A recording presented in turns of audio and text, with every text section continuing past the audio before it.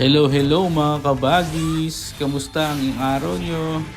Welcome sa ating Carmilla full tutorial. Sana lang talaga itong Sakura na skin pang Carmilla, no? Pero anyways, may mga natuwa naman at sa Kalia binigay ang skin na yan. Ganda lang sana kung pang Carmilla talaga. Kasi Carmilla main talaga ako eh. Minsan gatot. So let's proceed! Ayan mga kabagis, para sa equipments no, dun sa sapatos, ang kinukuha ko talaga tough boots. Tough boots na merong conceal para makakatago tayo. Tapos anti-heel, dome eyes. Ayan, para kapag merong heel yung kalaban, no? Minsan, inuuna ko anti-cuirass kapag kaya kong tiisin yung sakit. Ayun, tiisin yung sakit. Nag-immortality ka agad ako. Tapos, depende na sa kalaban. Kung may burst na mage, mag-a-Athena shield tayo. Tapos, kapag naman, gusto ko ng heal, edi itong may heal, pwedeng Helm Guardian, yan. Tapos, kung minsan, pwede ding reflect. Para naman sa emblem, so, yung dalawang talent, pampakunat, yung pangatlo, pampalakas ng damage ng kakampi. Para naman sa battle spell mga kabagis, Petrify. Papakita ko sa inyo mamaya kung bakit, tsaka kung paano gamitin. Game! So, first skill ni Carmilla, damage yan, damage. Maglalabas siya ng Crimson Flowers. No?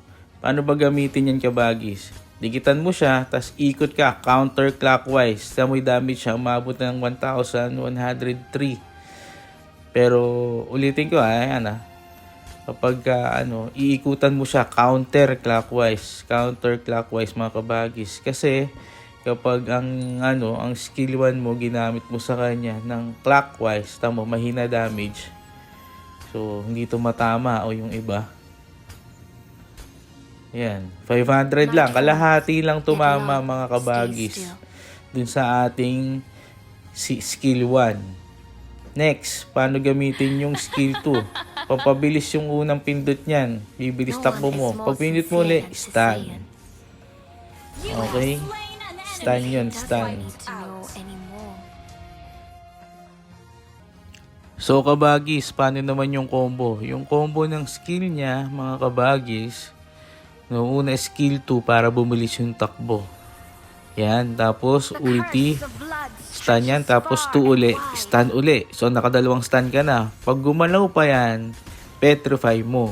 Tapos skill 1, bahala nang i-kill ng kakampi mo yan. Ha? Ayos ba? Tatlong stun mga kabagis. Tatlo. Gusto yung makita sa actual game? Sige, tingnan nyo to. Okay mga kabagis, nagpa level 4 para may ulti, no? So skill 2, pampabilis tumakbo. 3, tapos 2 uli. Yan, double stun na yun. Tinira na nila sa loob ng torre. Bilang support, no, talagang minsan dumadive tayo sa torre para makuha natin damage. Tapos, para makill ng core yung kalaban nang hindi siya nadadamage. Pero hindi lagi kailangan nakaset tayo ha. Kapag merong katabi na pwedeng bigyan na. Ito, 2 ulti, tapos 2 uli, tapos ito, swerte lang to kasi sun siya eh. Kung hindi sun yan, pagka petrify ko, na yan, nabigyan na yan. Okay?